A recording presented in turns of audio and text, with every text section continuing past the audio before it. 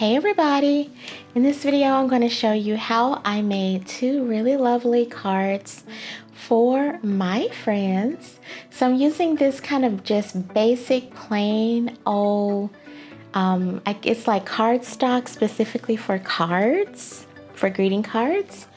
And then I made these really pretty little like customized pieces of art in Canva, and they will be part of the card. I'm also going to use this blue floral paper, and I tried to pick out some paper that went with basically the front of the card. So I have the blue for Charlotte's card and the pink for Jessica's. I'm also going to use those stickers and this stamp on one of the cards, like for the inside. I think the inside is called a sentiment. And then I'm going to use some glue, a tape runner, which is like an adhesive, and then also like a jelly floppy kind of stamp. I am not obviously a professional card maker, so I'm doing my best. So first I will just cut out the front of the card that is customized, and then I will use this little rounder. All of these things will be linked below so you can check them out if you want to also try to make a simple card. But I'm using the 7mm side, and the size just tells you like how round the corner will be. So I use the corner rounder, as you can see, and it turns the corners around. Then I took the cardstock, like the base cardstock, and traced around it, and then I cut it to size. So I cut the pink paper to size, and you will see why here just in a moment. So basically, very carefully cut your paper to size, and then the card that you're seeing is basically open. So then you take your little snail tape runner, glue runner, I think it's actually glue. So take the snail glue runner and put some glue on one side, and this is just going to be the front. So you very carefully line up the pink paper, the top of the paper, whatever paper you're going to use. Just very carefully line it up, press it down. If you have one of those like bench scraper things for crafting, you can also use that, but I don't have one, so I use my hand. So that looks pretty good to me, but I did notice that the pink paper slightly was a little bit bigger or off the base cardstock. So I just trimmed that up, and you can see that looks pretty darn good, especially for a person who is not a professional card maker. So now I am just going to measure out the same. I'm basically going to repeat the process in order to create a pink piece to go on the inside on the right. So basically the front, when you're looking at it folded, will have pink, and then on the inside on the right we'll have another pink piece. So I'm going to repeat the process to get that done. So you can see here that I am just going to pick the edge that looks the most nice and put that against the crease.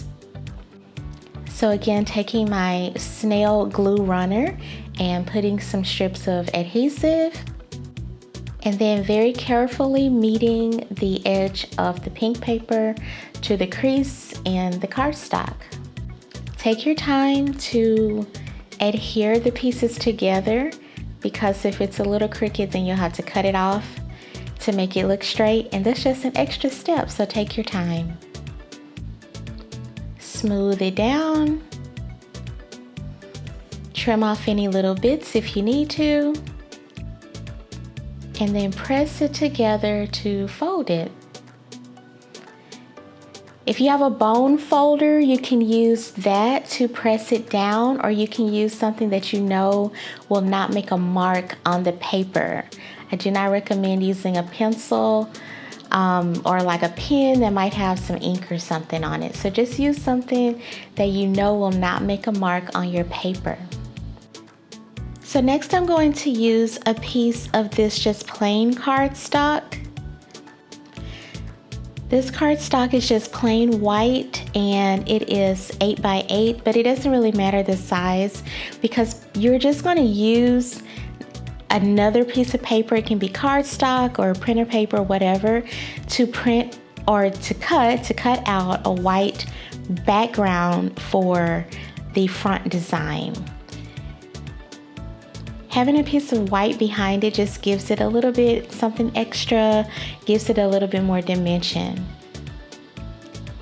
So you can definitely measure around and make it exactly perfect, but I just kind of like freehanded this. So you want to shoot to make it about 1/4 of an inch around. So 1/4 of an inch bigger all around your like floral piece, your fancy piece. You'll see what I mean in a second. So to do this, I just held the floral piece very tightly in my right hand. You can see my thumb is like really holding on tight there. So I just held it in place and cut around it.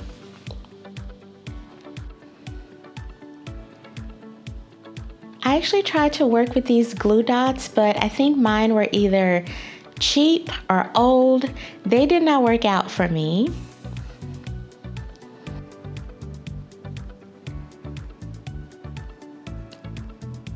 My glue dots would not come off of the plastic.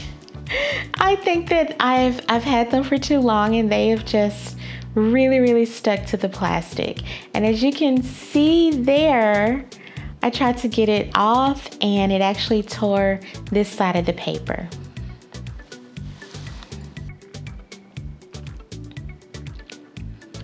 So I just moved on with life. That's what you have to do, keep moving. Have to keep on going. So I went back to the snail runner, the glue snail runner, and I am now using this side as the back. So it will be glued down. Jessica will never see the mistake that I made unless she watches this video. If you're watching, hey Jess. So now I'm just taking the white background and adhering it to the pink front. I smoothed it down. And I'm basically going to repeat the process with the floral part.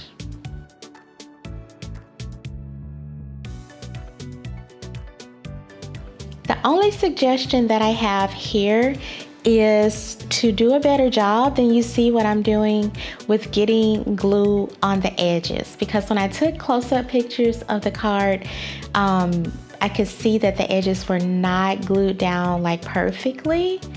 So that is what I would suggest you do. Make sure that you get glue really close to the edges. And then you can use your stamp or your whatever you have, your bone folder, basically to press it down and adhere it. And there you go. There's a very simple little card. And now we're going to do the inside. So here I'm just trying to think of a very simple way to add a little bit of interest. So I'm going to cut a diagonal. This is just a piece of leftover white cardstock. So I'm taking another piece of scrap from the pink paper and holding it at a diagonal, basically to make a right triangle, 90-degree triangle. Forgive me if I'm wrong, it's been a long time since I had to talk about triangles. So now I will take my cutter and just cut along that line to make what I am going to call a 90-degree triangle. Then I'm just going to glue it in the left corner. But before I do that, I'm just looking at some stickers to kind of see how I might want to add a little bit more decoration. This is a basic card, but I did want it to be cute and I'm trying my best. I thought about using this liquid glue, but I have learned from some tutorials that I've watched that using the liquid glue might be a little bit tricky if you don't know what you're doing when it comes to working with gluing paper together. And I do consider myself a beginner with this, so I went back to the trusty glue snail, the snail glue runner, the snail glue runner thing, whatever. So I adhered that to the pink part. And again, this is where the sentiment will go. Now I'm going to choose one of these stickers. So I've decided on this pretty little like bush of flowers. And I'm going to put them there. In hindsight, yay, girl, you did it. In hindsight, I should have perhaps used more than one sticker. I don't know what I was thinking. I have 2 packs of those stickers. I do not know why. I was like, I'm only going to use one. I have no idea. So I am thinking about using this stamp that says you make the world a better place. Or this other one, which ended up winning. It says friends are something. We'll see what it says. I don't remember. It actually says friends make the world a better place. So I just took a moment to figure out where the stamp will go, and then on the left side where it's white is where I will handwrite my message to my friend.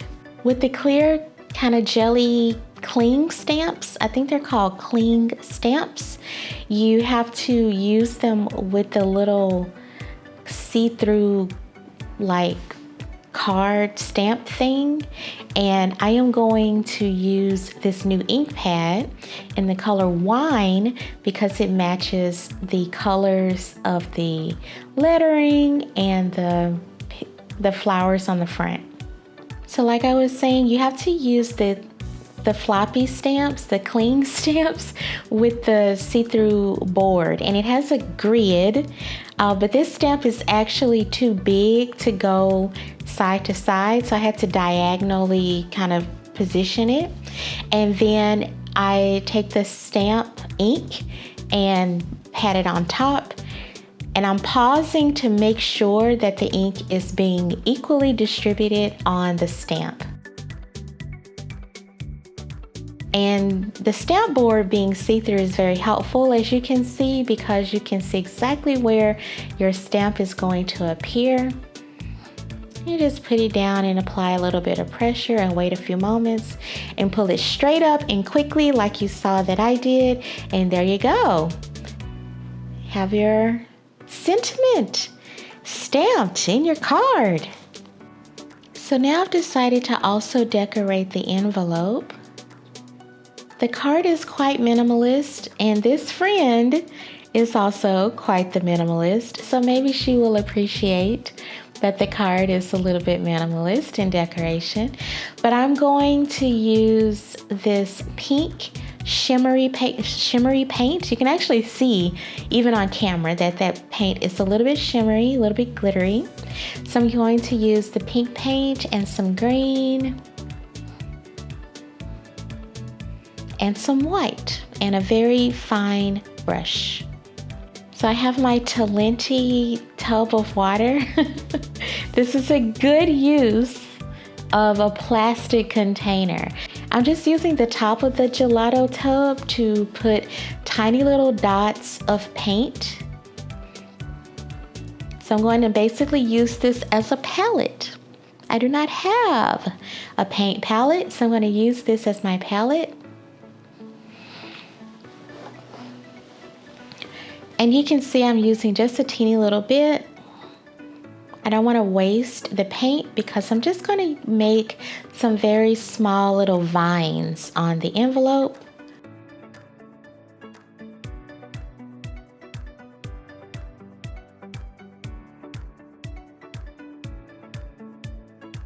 So out of frame, I have the card kind of sitting in front of me, and I'm just trying to have a similar vibe as what's going on the card.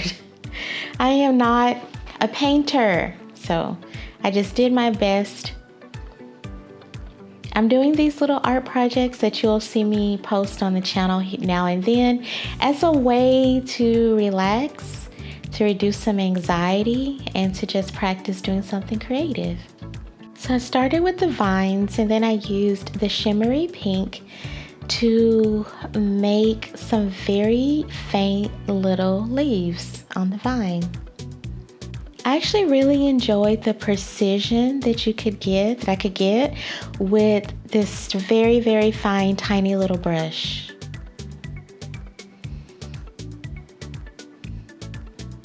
Using the tiny brush as a person who doesn't know how to paint, it kind of made the whole process a little bit less intimidating because I knew if I messed up, it would only be messed up in one small area.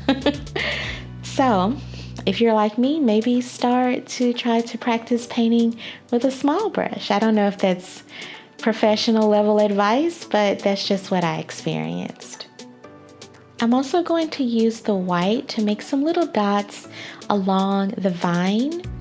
I know that this is very unrealistic, but I really like little dots. I like polka dots a lot, so I just decided to put some of those.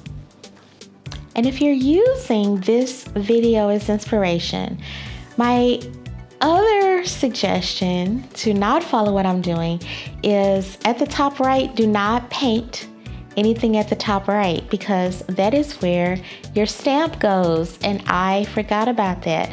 So if you have to mail this to the recipient, don't put anything at the top right, because then you'll have to put a stamp on top of it. If you're going to hand deliver it, then you can paint, whatever, wherever.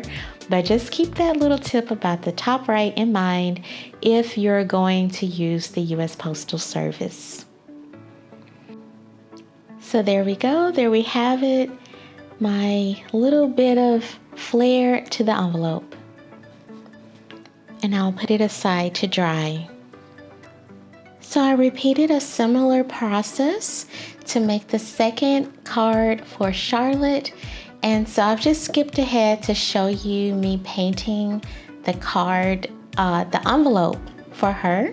So for this one, I did the similar thing and just tried to mimic the paper that's on the card. These turned out very cute. I was very proud of them. Very, very, very cute. So the last little touch that I am going to make is just to stamp each of the cards with a little thing on the back. So I'm going to put my handwriting on the left, the sentiment is on the right. So this is the finished envelope. You will put for those of you who don't know how to address an envelope, you put your name and address at the top left, and then the postage on the top right, and then the person who receives it goes in the middle. So I just wanted to explain that. I don't know if people mail things nowadays. So I'm using this wooden stamp that says handmade with love. It's so cute. It's a little bit big. You'll see here in a second, but I really, really do like it. So I am just using the same ink from each card to stamp it handmade with love on the back. And I will repeat the process with the other card. So here I have Charlotte's card. I do like this one a little bit better because I like the floral paper on the front and the back, but it does make it a little bit harder to see this little handmade with love stamp. So the next time I do this, I might put a piece of white paper underneath it. And the words I picked on the front just describe each of them. And there you go. I hope you really enjoyed this video. I hope you learned some basic tips about making your own cards at home. Make sure to check out the links in the description box if you're interested in any of the very basic tools that I use to create these cards. And if you don't mind, please give this video a thumbs up and subscribe. I'll see you in the next one. Bye.